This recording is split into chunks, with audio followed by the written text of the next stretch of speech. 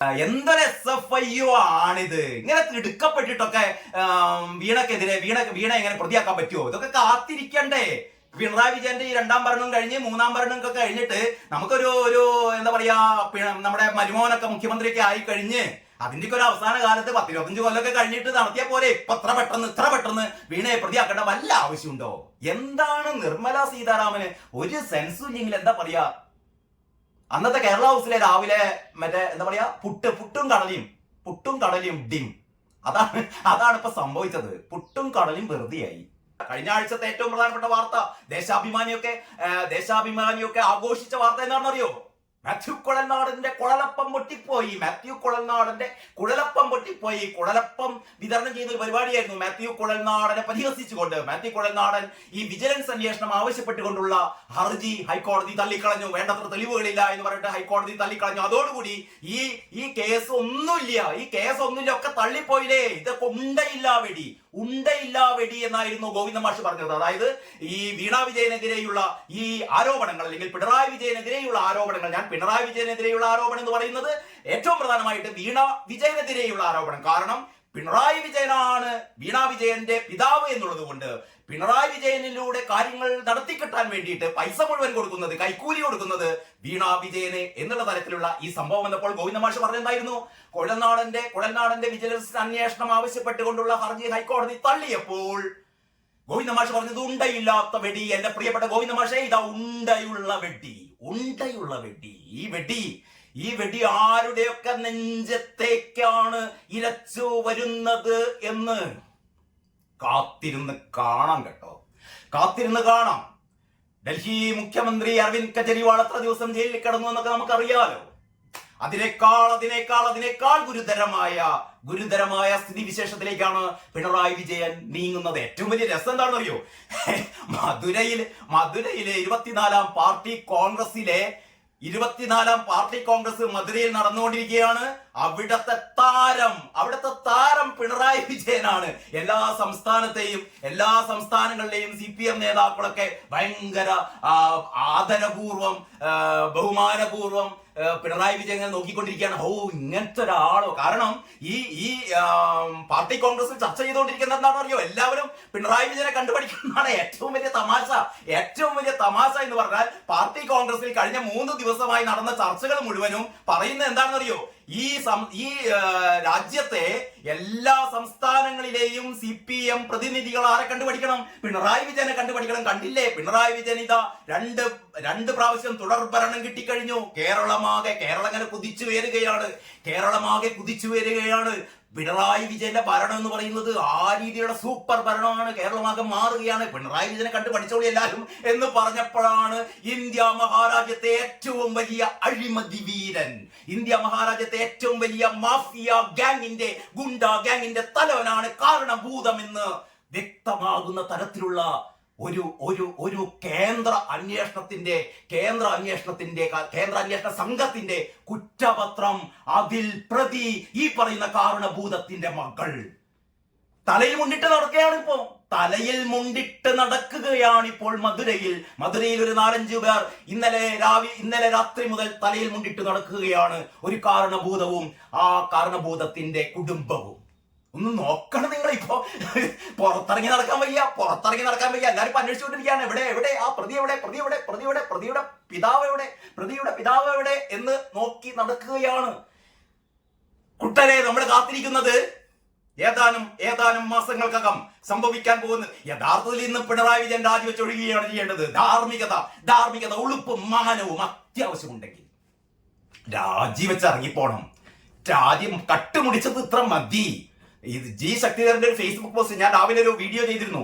G ശക്തിധരന്റെ Facebook post, ആ പോസ്റ്റിൽ പറയുന്നത് എന്താണെന്ന് അറിയോ? സാധാരണ ഈ പാർട്ടി കോൺഗ്രസ് എന്നൊക്കെ പറയുമ്പോൾ സാധാരണ പണ്ടൊക്കെ വിദേശ രാജ്യങ്ങളിൽ നിന്ന് വരെ പ്രതിനിധികൾ വരും. കാരണം കേരളത്തിലെ കമ്മ്യൂണിസ്റ്റ് പാർട്ടി എന്ന് പറഞ്ഞാൽ, അല്ലെങ്കിൽ ഇന്ത്യയിലെ കമ്മ്യൂണിസ്റ്റ് പാർട്ടി എന്ന് പറഞ്ഞാൽ ചില്ലറ കമ്മ്യൂണിസ്റ്റ് പാർട്ടി അല്ല കേട്ടോ. അതായത് ബാലറ്റ് പട്ടികയിലൂടെ ലോകത്ത് ആദ്യമായി ഭരണം പിടിച്ചടക്കിയത് കേരളത്തിലാണ്. അപ്പൊ കേരളത്തിലെ കമ്മ്യൂണിസ്റ്റ് പാർട്ടി, ഇന്ത്യയിലെ കമ്മ്യൂണിസ്റ്റ് പാർട്ടി, പ്രത്യേകിച്ചും കമ്മ്യൂണിസ്റ്റ് പാർട്ടിയുടെ ഒരു പാർട്ടി കോൺഗ്രസ് കേരളത്തിനോട് സമീപത്ത് തന്നെ, അതായത് മധുരയിൽ വെച്ച് നടക്കുകയാണ്. മാത്രമല്ല അതിലെ മുഖ്യ ആകർഷണം എന്ന് പറയുന്നത് കേരളമാണ്. കാരണം ഇപ്പൊ CPM എന്ന് പറയുന്നത് ആകെ കേരളത്തിലേ ഉള്ളൂ. CPM എന്ന് പറയുന്നത് ആകെ കേരളത്തിലേ ഉള്ളൂ. രാജ്യത്ത് തന്നെയുള്ള CPM-ന് ചെലവിന് കൊടുക്കുന്നത് പിണറായി വിജയനാണ്. പിണറായി വിജയൻ ഇവിടുന്ന് അയച്ചു കൊടുക്കുന്ന പൈസ ഉപയോഗിച്ചിട്ടാണ് നമ്മുടെ കാരാട്ടും, വൃന്ദ കാരാട്ടും, പ്രകാശ് കാരാട്ടും ഒക്കെ അവിടെ കഞ്ഞി കുടിച്ചു പോകുന്നത് അങ്ങനെയാണ്. കാരണം പിണറായി വിജയൻ ഇല്ലെങ്കിൽ പാർട്ടിയില്ല. കാരണം CPM എന്ന് പറഞ്ഞാൽ CPM is equal to Pinarayi Vijayan, അത്രയേ ഉള്ളൂ. CPM is equal to Pinarayi Vijayan. Pinarayi Vijayan ആഗ്രഹിക്കുന്നത് നാളെ CPM ഈസ് ഈക്വൽ ടു ആര് PM മുഹമ്മദ് റിയാസ്. എന്താത്ര സംശയം? നാളെ ഏതായാലും മോന് താല്പര്യമില്ല, അതുകൊണ്ട് ഏതായാലും നാളെ മരുമോന് ഈ രാജ്യഭരണം ഏൽപ്പിച്ചു കൊടുത്തുകൊണ്ട് സുഖവാസത്തിന് പോകാമെന്നാണ് പിണറായി വിജയൻ ആഗ്രഹിച്ചുകൊണ്ടിരുന്നത്. അപ്പോഴാണ് തലയിൽ ഇടിവെട്ടിയത്. എല്ലാവർക്കും നമസ്കാരം. ഇന്നത്തെ പത്രവിശേഷത്തിലേക്ക് സ്വാഗതം. നമുക്ക് ഓരോരോ പത്രങ്ങളായിട്ട് നോക്കാം. ആദ്യം മാതൃഭൂമിയുടെ ഏറ്റവും പ്രധാനപ്പെട്ട വാർത്ത, അങ്ങനെ ഇന്നത്തെ പത്രത്തിലെ ഏറ്റവും പ്രധാനപ്പെട്ട വാർത്ത എന്ന് പറയേണ്ട കാര്യമില്ല. 2025 എന്നുള്ളതല്ല, ഇക്കഴിഞ്ഞ പിണറായി സർക്കാരിന്റെ കഴിഞ്ഞ 9 വർഷമായി തുടരുന്ന പിണറായി സർക്കാരിന്റെ കാലഘട്ടത്തിലെ ഏറ്റവും സ്ഫോടനാത്മകമായ വാർത്ത എന്ന് തന്നെ പറയേണ്ടിയിരിക്കുന്നു. ഞെട്ടിപ്പിക്കുന്ന വാർത്ത. അത് ഒരുപക്ഷെ പിണറായിയെ ഞെട്ടിപ്പിക്കില്ല, വീണയെ ഞെട്ടിപ്പിക്കില്ല, പക്ഷേ കേരളത്തിലെ കമ്മ്യൂണിസ്റ്റ് വിശ്വാസികളെ മുഴുവൻ ഞെട്ടിപ്പിക്കുന്ന വാർത്ത. അന്തംകമ്മികളെ അല്ല കേട്ടോ ഞാൻ ഉദ്ദേശിച്ചത്. അന്തംകമ്മികൾ ഞെട്ടില്ല. കേരളം മുഴുവൻ പിണറായി വിജയൻ വിറ്റ് കാശാക്കി കൊണ്ടുപോയി എന്ന് പറഞ്ഞാലും അന്തംകമ്മികൾ വിശ്വസിക്കില്ല. അതുകൊണ്ട് അന്തംകമ്മികളെ നമുക്ക് വിടാം. പക്ഷേ കേരളത്തിലെ കമ്മ്യൂണിസ്റ്റ് പാർട്ടിയെ സ്നേഹിക്കുന്ന ഒരുപാട് നല്ല സഖാക്കളുണ്ട് കേട്ടോ. കാരണം അവരുടെ ജീവനാണ് കമ്മ്യൂണിസ്റ്റ് പാർട്ടി. പിണറായി ഭക്തരെ അല്ല ഞാൻ ഉദ്ദേശിച്ചത്. പിണറായി എന്ന് പറയുന്നത് പിണറായിയാണ് അവർക്ക് ഈ പാർട്ടിയെ ഇത്രമാത്രം കുളമാക്കിയത് പിണറായിയാണ് എന്നറിയാവുന്ന, പക്ഷെ അത് പുറത്തു പറയാൻ പേടിക്കുന്ന, പുറത്തു പറഞ്ഞു കഴിഞ്ഞാൽ പിന്നെ അവർ ജീവിച്ചിരിക്കില്ല. അതാണല്ലോ, പുറത്തു പറഞ്ഞു കഴിഞ്ഞാൽ പിന്നെ അവർ ജീവിച്ചിരിക്കില്ല, അവരെ ജീവിക്കാൻ ഈ പാർട്ടി അനുവദിക്കില്ല. അപ്പൊ അങ്ങനത്തെ കുറെ ആൾക്കാരുണ്ട്. ഞാൻ ഇതിന്റെ ആമുഖം ദീർഘിപ്പിക്കുന്നില്ല. ഞാൻ മാതൃഭൂമി പത്രത്തിന്റെ ആ ഒന്നാം പുറം, ഒരുപക്ഷെ മാതൃഭൂമിയാണ് എനിക്ക് തോന്നുന്നു ഇന്ന് ഏറ്റവും നന്നായി ഈ വാർത്ത കവർ ചെയ്ത പത്രം മാതൃഭൂമിയാണ്. എല്ലാ പത്രങ്ങളും വളരെ ഭംഗിയായിട്ട് തന്നെ, വളരെ വിശദമായിട്ട് തന്നെ ഈ വാർത്ത അവതരിപ്പിച്ചിട്ടുണ്ട്. എങ്കിലും എനിക്കിഷ്ടപ്പെട്ടത് ഇന്നത്തെ മാതൃഭൂമിയാണ്. മാതൃഭൂമിയുടെ ആ എന്താ പറയാ, ഒരു ഹാഫ് പേജോളം, പകുതി പേജോളം ഈ വീണക്ക് വേണ്ടി മാറ്റി വെച്ചിരിക്കുന്നു. അപ്പൊ വാർത്ത എന്ന് പറയുന്നത് എല്ലാവരും പറഞ്ഞു കഴിഞ്ഞിട്ടുണ്ടാവുമല്ലോ. വാർത്ത എന്താണ് എന്ന് എല്ലാവരും ഇന്നലെ രാത്രി മുതൽക്ക് തന്നെ ചാനലുകളെല്ലാം ഇത് സംബന്ധിച്ചുള്ള ഡിബേറ്റുകളൊക്കെ നടത്തിക്കൊണ്ടിരിക്കുകയാണ്. അപ്പൊ വാർത്തയിൽ ഇന്നത്തെ പത്രം കണ്ടിട്ട് ഈ വാർത്ത മനസ്സിലാക്കേണ്ട കാര്യമൊന്നുമില്ല. കാരണം എല്ലാവരും ഇന്നലെ രാത്രി തന്നെ അറിഞ്ഞതാണ്. SFIO അന്വേഷണത്തിൽ SFIO അതിന്റെ കുറ്റപത്രം സമർപ്പിച്ചിരിക്കുന്നു. കുറ്റപത്രത്തിൽ അതിൽ പ്രതിസ്ഥാനത്ത് ആരാണുള്ളത്? മുഖ്യമന്ത്രിയുടെ പുന്നാരമോൾ, നമ്മുടെ പൊതുമരാമത്ത് വകുപ്പ് മന്ത്രി PM മുഹമ്മദ് റിയാസിന്റെ പ്രിയപ്പെട്ട പത്നി വീണമോൾ. അങ്ങനെ വീണമോൾ ജയിലിലേക്ക് പോകാൻ വേണ്ടി പോവുകയാണ്. അന്തംകമ്മികൾക്ക് കുരു പൊട്ടണ്ട. 10 വർഷം വരെ ശിക്ഷ ലഭിക്കാവുന്ന കുറ്റമാണ് ഈ പറയുന്ന മുഖ്യമന്ത്രി പിണറായി വിജയന്റെ പ്രിയപ്പെട്ട പുത്രി ചെയ്തിരിക്കുന്നത്. ഈ പെൺകുട്ടിയെ കുറ്റം പറയേണ്ട കാര്യമില്ല കേട്ടോ. കാരണം ഇതിൽ വീണ വിജയൻ എന്ന് പറയുന്നത് ഒരു പ്രതീകം മാത്രമാണ്. അതാണ് നമുക്ക് മനസ്സിലാക്കേണ്ടത്. പിണറായി ഇത്രമാത്രം ഞെട്ടിത്തെറിക്കാനുള്ള കാരണം, അല്ലെങ്കിൽ പിണറായിക്ക് ഇത്രമാത്രം അസ്വസ്ഥത ഉണ്ടാവാനുള്ള കാരണം, അല്ലെങ്കിൽ പിണറായി ഭക്തർക്ക് അസ്വസ്ഥത ഉണ്ടാവാനുള്ള കാരണം വീണയിൽ നിന്ന് ഈ അന്വേഷണം പിണറായിയിലേക്ക് എത്തിച്ചേരാൻ അധിക താമസമൊന്നും വേണ്ട. കാരണം വീണ വിജയന് 1.72 കോടി രൂപ, 1,72,00,000 രൂപ അങ്ങനെയായിരുന്നു നേരത്തെ ഇന്ററിം റിപ്പോർട്ടിൽ, അതായത് ഇൻകം ടാക്സിന്റെ ഇന്ററിം റിപ്പോർട്ടിൽ ഉണ്ടായിരുന്നത്. 1,72,00,000 രൂപയാണ് വീണ അനധികൃതമായി കൈക്കൂലിയായി കൈക്കൂലിയായി, അതാണ് മാസപ്പടി, മാസം മാസം മാസം മാസം വാങ്ങുന്ന കൈക്കൂലിയായി ഈ വീണ വിജയൻ കൈപ്പറ്റിയിരുന്നത്. എന്തിനു വേണ്ടി വീണ വിജയൻ കൈക്കൂലി കൈപ്പറ്റി? അതാണ് ചോദ്യം. വീണ വിജയൻ എന്തിനു വേണ്ടിയിട്ട് CMRL എന്ന് പറയുന്ന കരിമണൽ കമ്പനി, ഏറ്റവും വലിയ തട്ടിപ്പ് കമ്പനി, എന്തിനു വേണ്ടിയിട്ട് വീണ വിജയന് ഓരോ മാസവും പൈസ കൊടുത്ത് അങ്ങനെ 1,72,00,000 രൂപ കൊടുത്തു എന്നുള്ള ചോദ്യത്തിന് ഉത്തരം പിണറായി വിജയനാണ്. അതാ ഇന്ററിം സെറ്റിൽമെന്റ് ബോർഡിന്റെ ഇൻകം ടാക്സ് ഇന്ററിം സെറ്റിൽമെന്റ് ബോർഡിന്റെ ആ ജഡ്ജ്മെന്റിൽ തന്നെ, അത് ജഡ്ജ്മെന്റിൽ നിന്ന് എന്ന് തന്നെ പറയണം, കാരണം അർദ്ധ ജുഡീഷ്യൽ ബോഡിയായ ഇന്ററിം സെറ്റിൽമെന്റ് ബോർഡിന്റെ റിപ്പോർട്ടിൽ വളരെ വ്യക്തമായി പറഞ്ഞിട്ടുണ്ട് വീണ വിജയൻ ഈ പൈസ കൊടുത്തത് കാരണം വീണയുടെ അതായത് വീണ തായ്ക്കണ്ടിയുടെ അച്ഛൻ എന്ന് പറയുന്നത്, പിതാവ് എന്ന് പറയുന്നത് കേരള രാഷ്ട്രീയത്തിലെ ഏറ്റവും അതിശക്തനായ PV എന്ന ചുരുക്കപ്പേരിൽ അറിയപ്പെടുന്ന ആളാണ്. അപ്പോഴാണ് പറയുന്നത് PV ഞാനല്ല എന്ന് നിയമസഭയിൽ ഒരു ഉളുപ്പമില്ലാതെ, ഒരു മനസാക്ഷിക്കുത്തുമില്ലാതെ ഈ പറയുന്ന പിണറായി വിജയൻ കള്ളത്തരം പറഞ്ഞു. പിണറായി വിജയൻ റിപ്പോർട്ട് മറിച്ചു നോക്കിയിട്ടില്ല. ആ റിപ്പോർട്ടിൽ തന്നെ ഒരു ഭാഗത്ത് വളരെ കൃത്യമായി പറയുന്നുണ്ട് PV എന്ന് പറയുന്നത് പിണറായി വിജയനാണ്, അതല്ലാതെ PV അൻവർ അല്ല, PV കുഞ്ഞികൃഷ്ണനല്ല. ഇതാരാണ്? പിണറായി വിജയനാണ് എന്ന് അതേ റിപ്പോർട്ടിൽ പറയുന്നുണ്ട്. പക്ഷേ അന്തംഗമ്മികള് ആ റിപ്പോർട്ടിന്റെ ഭാഗത്തേക്കൊന്നും എത്തിയിട്ടില്ല കേട്ടോ. ഞാൻ പഴയ ചരിത്രം ആവർത്തിക്കുന്നില്ല. ഇപ്പോൾ SFIO എന്ന് പറയുന്ന സീരിയസ് ഫ്രോഡ് ഇൻവെസ്റ്റിഗേഷൻ ഓഫീസ് അന്വേഷണത്തിൽ കണ്ടെത്തിയത് എന്താണെന്നറിയോ? 1.72 കോടിയല്ല, 2.7 കോടി. 2,70,00,000 രൂപയാണ് വീണമോൾ പറ്റിച്ചിരിക്കുന്നത്. നമ്മൾ പറയരുത്. വീണമോൾക്ക് കൊടുത്തത് എന്തിനു വേണ്ടി കൊടുത്തു?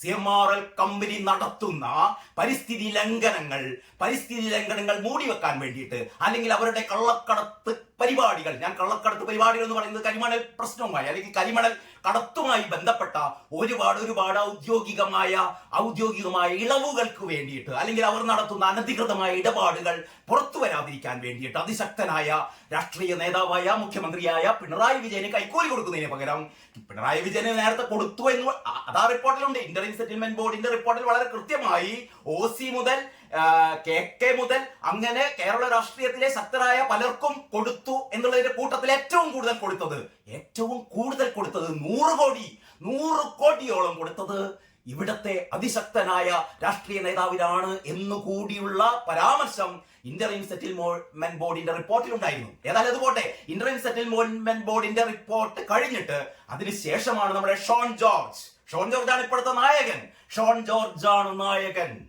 ഏറ്റവും പുതിയ വാർത്ത എന്താണെന്നറിയോ?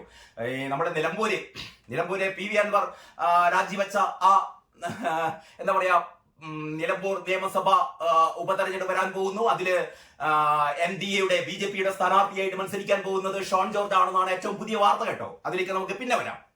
ഏതായാലും ഷോൺ ജോർജ് ആണ് ഈ വീണ ജോർജ് നടത്തിയ ഈ തട്ടിപ്പിനെ കുറിച്ച്, അല്ലെങ്കിൽ പിണറായി വിജയൻ നടത്തിയ ഈ തട്ടിപ്പിനെ കുറിച്ച് അന്വേഷിക്കണമെന്ന് ആവശ്യപ്പെട്ടുകൊണ്ട് സീരിയസ് ഫ്രോഡ് ഇൻവെസ്റ്റിഗേഷനെ സമീപിച്ചത്. ശരിക്കും ROC ആയിരുന്നു ആദ്യം സമീപിച്ചത്. അത് കഴിഞ്ഞിട്ടാണ് സീരിയസ് ഫ്രോഡ് ഇൻവെസ്റ്റിഗേഷനിലേക്ക് ഈ അന്വേഷണം എത്തുന്നത്. ഏതായാലും സീരിയസ് ഫ്രോഡ് ഇൻവെസ്റ്റിഗേഷന്റെ അന്വേഷണത്തെ തുടർന്ന് അവർക്ക് കിട്ടിയ തെളിവുകളുടെ അടിസ്ഥാനത്തിൽ അവർ കുറ്റപത്രം നൽകിയിരിക്കുന്നു. കേന്ദ്ര ധനകാര്യ മന്ത്രാലയം ഈ അറസ്റ്റ് ഉൾപ്പെടെ ചോദ്യം ചെയ്യലിന് വിധേയരാക്കാനുള്ള ഉത്തരവ് നൽകി കഴിഞ്ഞിരിക്കുന്നു. ഇനി നമ്മൾ കാത്തിരിക്കുന്നത് ഏത് നിമിഷവും തായ്ക്കണ്ടിയിലെ വീണമോളെ അറസ്റ്റ് ചെയ്തേക്കാം, ചോദ്യം ചെയ്തേക്കാം. തെളിവുകളെല്ലാം ഈ വീണ തായ്ക്കണ്ടിക്കെതിരാണ്. ഏറ്റവും വലിയ രസം എന്താണെന്നറിയോ? കേന്ദ്ര കമ്പനികാര്യ മന്ത്രാലയം എന്ന് പറയുന്നത് കേന്ദ്ര ധനകാര്യ വകുപ്പിന്റെ കീഴിലാണ്. ഈ പറയുന്ന ഈ കേസ് അല്ലെങ്കിൽ കുറ്റപത്രം ഒന്ന് പതുക്കണമെന്ന്, പുറത്തേക്കൊന്നും വരരുത്, ഇതൊന്ന് ഇടപെടണം എന്നൊക്കെ പറഞ്ഞിട്ടാണ് മൂപ്പര് 2 ആഴ്ച മുമ്പ് എവിടെ പോയതെന്ന് അറിയോ? നിർമ്മലാ സീതാരാമനെ കാണാൻ വേണ്ടി പോയത്. അറിയാലോ, നിർമ്മലാ സീതാരാമനുമായി ഒരു രഹസ്യ ചർച്ച എന്തായിരുന്നു സംസാരിച്ച അജണ്ട എന്ന് പറഞ്ഞപ്പോൾ ആരൊന്നും പറഞ്ഞതൊന്നുമില്ല. കൂടെ നമ്മളെ KV തോമസ് ഉണ്ടായിരുന്നു. KV തോമസ് ആണ് ആ ചർച്ചയ്ക്ക് ഒരു കളമൊരുക്കിയത്. KV തോമസ് നമ്മുടെ ഗവർണറെയൊക്കെ കൂട്ടിക്കാണ്ട് മുഖ്യമന്ത്രി പോയിട്ട് അന്ന് ആശാസമരം കത്തിക്കൊണ്ടിരിക്കുന്ന കാലത്ത് എല്ലാവരും വിചാരിച്ചു ആശാസമരത്തെ കുറിച്ച്, അല്ലെങ്കിൽ പറഞ്ഞുകൊണ്ടിരിക്കുന്ന കള്ളത്തരമുണ്ടല്ലോ, കേന്ദ്രം പൈസ തരാനുണ്ട് സീതാരാമനുണ്ട്. അപ്പൊ കേന്ദ്രവുമായി അല്ലെങ്കിൽ ഈ ധനകാര്യ വകുപ്പുമായി, കേന്ദ്ര ധനവകുപ്പുമായി എന്തോ കാര്യം സംസാരിക്കാനാണ് പോകുന്നത് എന്നൊക്കെയാണ് നമ്മൾ കരുതിയത്. പക്ഷേ അവിടെ സംസാരിച്ച കാര്യങ്ങൾ നമുക്കറിയില്ല. പക്ഷേ ഞാൻ അന്ന് തന്നെ വീഡിയോ ആയിരുന്നു, അന്ന് സംസാരിച്ച പ്രധാന കാര്യം ഇത് തന്നെയാണ്. നിർമ്മലാജി എന്റെ മോളെ രക്ഷിക്കണം. പിണറായി വിജയൻ 2 ആഴ്ച മുമ്പ് നിർമ്മലാ സീതാരാമനെ കാണാൻ പോയത് ഈ ഒരൊറ്റ കാര്യത്തിന് വേണ്ടിയിട്ടാണ്. മോളെ രക്ഷിക്കണം, എന്നെ രക്ഷിക്കണം. നിർമ്മലാ സീതാരാമനല്ലേ ആള്. ചിരിച്ചൊക്കെ പറഞ്ഞിട്ടുണ്ടാവും, ചിരിച്ചിട്ടൊക്കെ പറഞ്ഞിട്ടുണ്ടാവും, നോക്കാം വിജയ എന്നൊക്കെ പറഞ്ഞിട്ടുണ്ടാവും. അതിന്റെ 4-5 ദിവസം കഴിഞ്ഞപ്പോഴാണ് കേരളത്തിലെ നോക്കുകൂലിയെ കുറിച്ച് ഏറ്റവും അതിരൂക്ഷമായ വിമർശനം നിർമ്മലാ സീതാരാമൻ പറഞ്ഞത്. അപ്പം തന്നെ നമുക്ക് മനസ്സിലായിട്ടുണ്ട് പിണറായി വിജയൻ പറഞ്ഞൊന്നും നിർമ്മലാ സീതാരാമൻ കേട്ടിട്ടില്ല എന്ന്. കാരണം ബി ജെ പിക്ക് വളരെ വ്യക്തമായ പരിപാടിയുണ്ട്, കേരളം പിടിക്കാൻ. അതിന്റെ ഭാഗമായിട്ടാണ് രാജീവ് ചന്ദ്രശേഖരനെ കേരളത്തിലെ BJP അധ്യക്ഷനാക്കി മാറ്റിയത്. അതിനെ തുടർന്നുള്ള ഘട്ടം ഘട്ടമായി നടക്കുന്ന പരിപാടികളുടെ അതിന്റെ ഒരു മുന്നോട്ട് പോക്കാണ് നമ്മൾ കാണുന്ന ഓരോ കാര്യവും. ഇതൊന്നും മനഃപൂർവ്വം ചെയ്യുന്നതായിരിക്കില്ല, ഇതൊക്കെ വന്ന് ഭവിക്കുന്നതായിരിക്കാം. ചില കാര്യങ്ങളൊക്കെ നടന്നല്ലേ തീരൂ. മുനമ്പത്ത് സംഭവിച്ചുകൊണ്ടിരിക്കുന്നത്, മുനമ്പത്ത് ഇപ്പതാ ഏറ്റവും പുതിയ വാർത്ത, അവിടെ ഒരു 100ഓളം പേർ BJP-യിൽ ചേരുകയാണ്. ആ പ്രക്ഷോഭ രംഗത്തുണ്ടായിരുന്നവർ മറ്റു പല പാർട്ടികളിലുള്ള ആൾക്കാരാണ്. അവർക്ക് മനസ്സിലായി തങ്ങളെ രക്ഷിക്കാൻ കോൺഗ്രസുകാർ കാലുവാരി, CPM-കാർ നേരത്തെ തന്നെ കാലുവാരിയവരാണ്. അപ്പൊ CPM-ഉം കോൺഗ്രസും ലീഗും ഒന്നും ഞങ്ങളെ രക്ഷിക്കാനില്ല. എന്താ പറയുന്നത്, കേരള കോൺഗ്രസ് പോലും ഞങ്ങളെ രക്ഷിക്കാനില്ല, ഞങ്ങളെ രക്ഷിക്കാൻ BJP മാത്രമേ ഉള്ളൂ എന്ന് മുനമ്പത്തെ 600ഓളം കുടുംബങ്ങൾ മനസ്സിലാക്കിയിരിക്കുന്നു. സുരേഷ് ഗോപിക്ക് ജയ് വിളിക്കുകയായിരുന്നു അവർ. കേരളത്തിലെ മറ്റ് MP-മാര് മുഴുവൻ ഞങ്ങളെ വഞ്ചിച്ചു. മറ്റ് MP-മാരോടൊക്കെ പറഞ്ഞു, ഈ KCBC-യും അല്ലെങ്കിൽ എല്ലാ ക്രൈസ്തവ സംഘടനകളും ഇവിടുത്തെ മുഴുവൻ MP-മാരോടും പറഞ്ഞു, ഈ നമ്മുടെ വഖഫ് ഭേദഗതി നിയമത്തിന് എതിരെ വോട്ട് ചെയ്യരുത്, വഖഫ് നിയമ ഭേദഗതി ബില്ലിനെതിരെ വോട്ട് ചെയ്യരുത് എന്ന് പറഞ്ഞിട്ട് നമ്മുടെ കോൺഗ്രസ് MP-മാര് മുഴുവനും എതിരെ വോട്ട് ചെയ്തു. വോട്ട് ചെയ്യാത്ത ഒരേ ഒരാൾ മാത്രമേ ഉണ്ടായിരുന്നു, എതിരെ വോട്ട് ചെയ്യാത്ത ഒരേ ഒരാൾ മാത്രമേ ഉണ്ടായിരുന്നുള്ളൂ, സുരേഷ് ഗോപി മാത്രം. ഇവരോടൊപ്പം നിന്നത് സുരേഷ് ഗോപി മാത്രമാണ്. അന്ന് രാത്രി എന്ന് പറഞ്ഞാൽ ലോക്സഭയിൽ ഈ ബിൽ പാസ്സായപ്പോൾ പുലർച്ചെ ഏറ്റവും വലിയ മുദ്രാവാക്യം, ഒരുപക്ഷെ കേരളത്തില് പുലർച്ചെ ഇത്രമാത്രം ആൾക്കാർ BJP-ക്ക് ജയ് വിളിച്ചുകൊണ്ട് പോയത് സംഭവം ഈ മുനമ്പത്ത് മാത്രമായിരുന്നു. ഇപ്പോഴാ മുനമ്പത്തുള്ള ഒരു വലിയ വിഭാഗം ആൾക്കാർ BJP-യിലേക്ക് മാറുകയാണ്. ഈ വരുന്ന പഞ്ചായത്ത് തിരഞ്ഞെടുപ്പിൽ, വരാൻ പോകുന്ന തദ്ദേശ തിരഞ്ഞെടുപ്പിൽ BJP എത്രമാത്രം മുന്നേറുന്നു എന്നുള്ളത് നമ്മൾ കണ്ടു തന്നെ അറിയേണ്ടിയിരിക്കുന്നു. കാരണം ആ രീതിയിലുള്ള ഏറ്റവും അനുകൂലമായ ഒരു കാലാവസ്ഥയിലേക്കാണ് BJP പോകുന്നത്. കോൺഗ്രസിന്റെ ഇരട്ടത്താപ്പ് എല്ലാവർക്കും മനസ്സിലായി കഴിഞ്ഞു. CPM ആണെങ്കിൽ ഇതാ ഇനിയുള്ള വരുന്ന തെരഞ്ഞെടുപ്പുകളിൽ മുഴുവനും ഒരു ന്യായീകരണ ക്യാപ്സ്യൂളും, എനിക്ക് തോന്നുന്നില്ല ഒരു ന്യായീകരണ ക്യാപ്സ്യൂളുകളും കൊണ്ട് ഇവർക്ക് പിടിച്ചു നിൽക്കാനാവുമെന്ന് തോന്നുന്നില്ല. അപ്പൊ ഏതായാലും മാതൃഭൂമി അങ്ങനെ വീണയ്ക്ക് വിചാരണ എന്നുള്ള രീതിയിലാണ് ഈ വാർത്ത കൊടുത്തത്. ഞാൻ അതിന്റെ വിശദമായ കാര്യങ്ങളിലേക്ക് പോകുന്നില്ല. ഞാൻ എല്ലാ പത്രങ്ങളും, 5 പത്രങ്ങൾ നമുക്കൊന്ന് ജസ്റ്റ് ഒന്ന് കാണാം. മലയാള മനോരമയിൽ കണ്ടില്ലേ, വീണ പ്രതി, CMRL കേസ് പ്രോസിക്യൂഷന് കേന്ദ്ര അനുമതി, വീണ പ്രതി, 2.7 കോടിയുടെ സാമ്പത്തിക വഞ്ചനയെന്ന് SFIO, ആദായ നികുതി തർക്ക പരിഹാര ബോർഡ് കണ്ടെത്തിയിരുന്നത് 1.72 കോടി.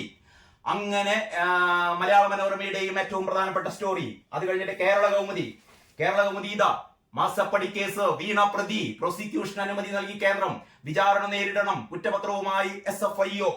മാധ്യമം പത്രം ഇതാ, വീണ മാധ്യമത്തിൽ പിന്നെ ഇന്നലെ മാധ്യമത്തിന് ആകെ ഹാല് തെറ്റിയിരിക്കുകയാണ് കേട്ടോ. കാരണം നമ്മുടെ ഈ വഖഫ് ബില്ല് പാസ്സായതോടുകൂടി മാധ്യമത്തിന്റെ അട്ടി തെറ്റിയിരിക്കുകയാണ്. അപ്പോൾ രാജ്യസഭയും കടന്നു എന്ന് പറയുന്ന ഒരു വിലാപമാണ് ഈ പകുതി പേജിലുള്ളത്. ബാക്കി പകുതി പേജിൽ വീണ പ്രതി, മാസപ്പടി കേസിൽ മുഖ്യമന്ത്രിയുടെ മകൾ വീണ പ്രതി എന്ന് പറയുന്ന ഏറ്റവും പ്രധാനപ്പെട്ട വാർത്തയായിട്ട് തന്നെ മാധ്യമവും കൊടുത്തിരിക്കുന്നു. മാധ്യമത്തിന്റെ ഉള്ളിൽ പേജിൽ എനിക്ക് തോന്നുന്നു മറ്റു പത്രങ്ങളെക്കാളൊക്കെ വളരെ വിശദമായി, ഞാനത് വേറൊരു വീഡിയോ പറയാം, മറ്റു പത്രങ്ങളെക്കാളൊക്കെ ഏറ്റവും വിശദമായി ഈ എക്സാലോജിക്കിന്റെ തട്ടിപ്പിനെ കുറിച്ച്, വീണ വിജയന്റെ തട്ടിപ്പിനെ കുറിച്ച്, ഇനി പിണറായി വിജയൻ സംഭവിക്കാൻ പോകുന്ന ഏറ്റവും വലിയ ദുര്യോഗങ്ങളെ കുറിച്ച്, ദുരന്തങ്ങളെ കുറിച്ച് ഏറ്റവും വ്യക്തമായി റിപ്പോർട്ട് ചെയ്തിരിക്കുന്നത് മാധ്യമം പത്രമാണ് കേട്ടോ. അതിലേക്ക് നമുക്ക് വരാം. ഇനി 4 പത്രങ്ങൾ കഴിഞ്ഞു 5ാമത്തെ പത്രം ഇതാ, ദേശാഭിമാനി പത്രം. ഇല്ല, ദേശാഭിമാനി പത്രത്തിൽ വീണ പ്രതി എന്ന് പറയുന്ന സംഭവമില്ല. നേരത്തെ അറിയാൻ. അപ്പൊ ഇത് മാത്രം വായിക്കുന്ന അന്തംഗമികൾക്കൊന്നും ഈ വാർത്ത അവർക്കൊന്നും അറിയില്ല കേട്ടോ. ഇങ്ങനെ എന്ത് SFIO ഇല്ല, അങ്ങനെ ഒരു അന്വേഷണം ഇല്ല, മുഖ്യമന്ത്രിക്ക് ഒരു മോളും ഇല്ല. കാരണം ഇതിൽ ദേശാഭിമാനിയുടെ 1-ാം പുറത്ത് ഇങ്ങനെ ഒരു വാർത്തയേയില്ല. ഇത്ര മാത്രം എന്താ പറയാ, ഞാൻ കഴിഞ്ഞ വീഡിയോ ഒക്കെ പറഞ്ഞ മാതിരി ചില കാര്യങ്ങൾ നമുക്ക് വിശദീകരിക്കാൻ പറ്റില്ല, വിശേഷിപ്പിക്കാൻ പറ്റില്ല. ഇങ്ങനത്തെ ഒരു പത്രം, അതായത് കണ്ണ് മൂടി കണ്ണ് പൂട്ടി പൂച്ച പാല് കുടിക്കാന്ന് കേട്ടില്ലേ? പൂച്ച കണ്ണടച്ച് പാല് കുടിക്കുമ്പോൾ പൂച്ചയുടെ വിചാരത്തെ ആരും കാണുന്നില്ല എന്നുള്ളതാണ്. കണ്ണടച്ച് പാല് കുടിക്കുന്ന പൂച്ച, ഇതാണത്.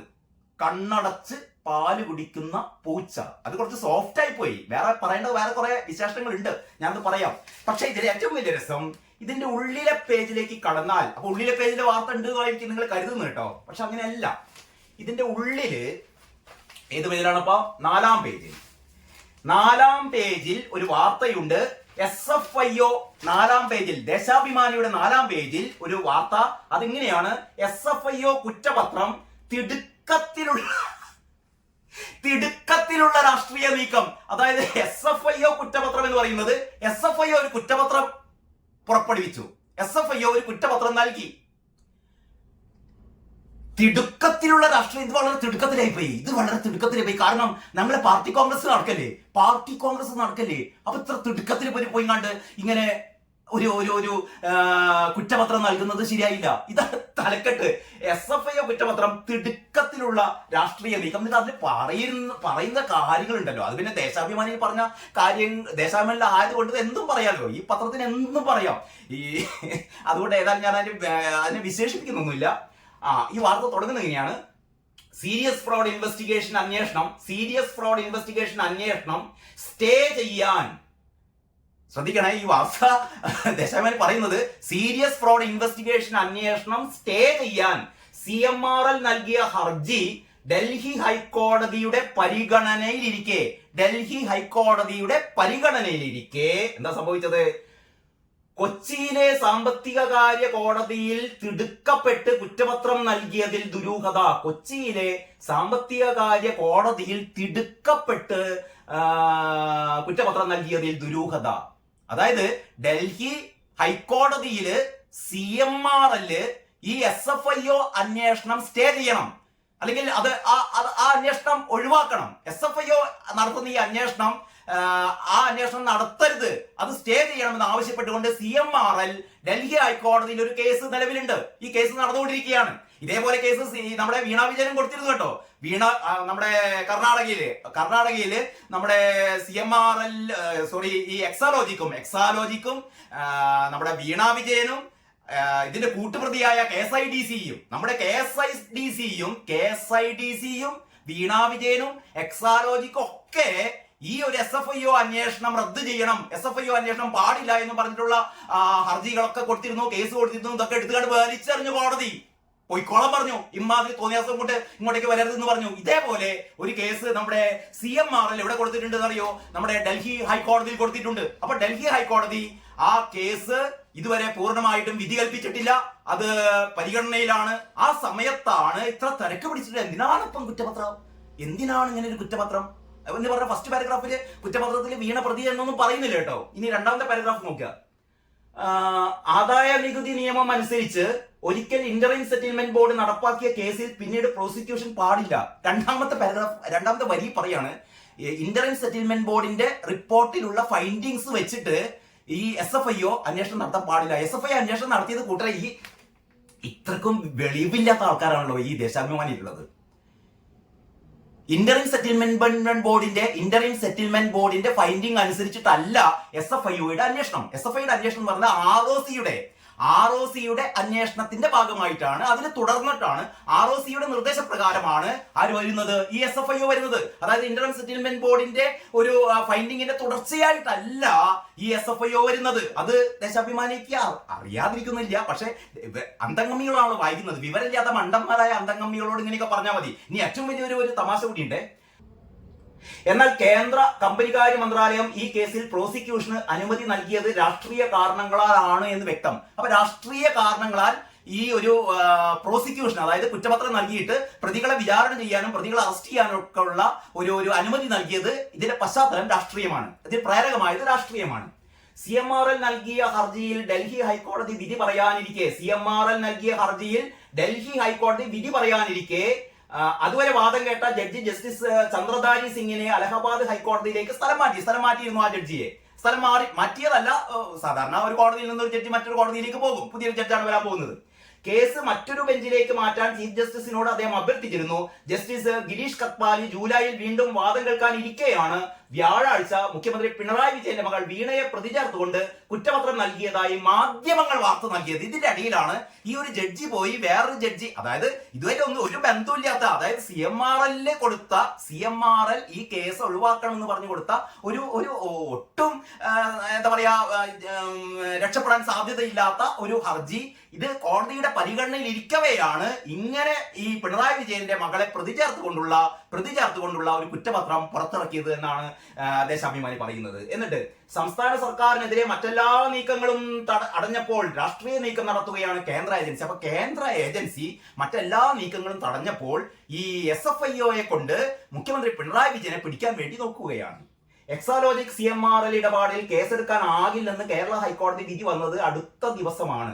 എക്സാലോജിക് CMRL ഇടപാടിൽ കേസെടുക്കാനാകില്ലെന്ന് കേരള ഹൈക്കോടതിയുടെ വിധി വന്നത് ഇതിനല്ല.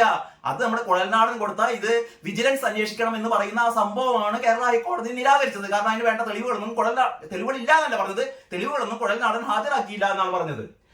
എന്താണ്, വീണയുടെ ഉടമസ്ഥതയിലുള്ള എക്സാലോജി കമ്പനിയിൽ നിന്ന് സേവനം ലഭിച്ചില്ലെന്ന പരാതി CMRLന് ഇല്ല. CMRLനാണ് പരാതി ഉള്ളത്. ആ ഉദ്യോഗസ്ഥന്മാരാണ് പറഞ്ഞത് ഒരു സേവനവും വീണയിൽ നിന്ന് ലഭിച്ചിട്ടില്ല എന്ന്. പിന്നീട് കർത്ത മാറ്റി പറഞ്ഞു. കാരണം കർത്തക്ക് മാറ്റി പറയാൻ നിവൃത്തിയില്ലല്ലോ. ഈ പ്രചാരണത്തിന് തിരിച്ചടിയായിരുന്നു ഹൈക്കോടതി വിധി. അതിനിടെയാണ് SFIOയുടെ തിടുക്കപ്പെട്ടുള്ള നീക്കം എന്നാണ് പറയുന്നത്. അപ്പോൾ SFIO ഇങ്ങനെ തിടുക്കപ്പെട്ട്, എന്തൊരു SFIO ആണിത്, ഇങ്ങനെ തിടുക്കപ്പെട്ടിട്ടൊക്കെ വീണക്കെതിരെ വീണ എങ്ങനെ പ്രതിയാക്കാൻ പറ്റുമോ? ഇതൊക്കെ കാത്തിരിക്കണ്ടേ? പിണറായി വിജയന്റെ ഈ 2ാം ഭരണവും കഴിഞ്ഞ് 3ാം ഭരണമൊക്കെ കഴിഞ്ഞിട്ട് നമുക്കൊരു എന്താ പറയാ നമ്മുടെ മരുമോനൊക്കെ മുഖ്യമന്ത്രിയൊക്കെ ആയി കഴിഞ്ഞ് അതിന്റെയൊക്കെ ഒരു അവസാന കാലത്ത് 10-25 കൊല്ലമൊക്കെ കഴിഞ്ഞിട്ട് നടത്തിയ പോലെ ഇത്ര പെട്ടെന്ന് വീണയെ പ്രതിയാക്കേണ്ട വല്ല ആവശ്യമുണ്ടോ? എന്താണ് നിർമ്മല സീതാരാമന് ഒരു സെൻസും ഇല്ലെങ്കിൽ എന്താ പറയാ, അന്നത്തെ കേരള ഹൗസിലെ രാവിലെ മറ്റേ എന്താ പറയാ പുട്ടും കടലും ഡിം, അതാണ് ഇപ്പൊ സംഭവിച്ചത്. പുട്ടും കടലും വെറുതെയായി. അങ്ങനെ കേരള ഹൗസിലെ പുട്ടും കടലയും വെറുതെയായി എന്ന് പറയുന്ന ഈ എപ്പിസോഡ് ഇവിടെ അവസാനിക്കുകയാണ്. അടുത്ത വീഡിയോയിൽ ഇതിന്റെ ഏറ്റവും രസകരമായ വേറെ കുറെ കാര്യങ്ങൾ പറയാനുണ്ട്. അതുവരെ എല്ലാവർക്കും നന്ദി, നമസ്കാരം.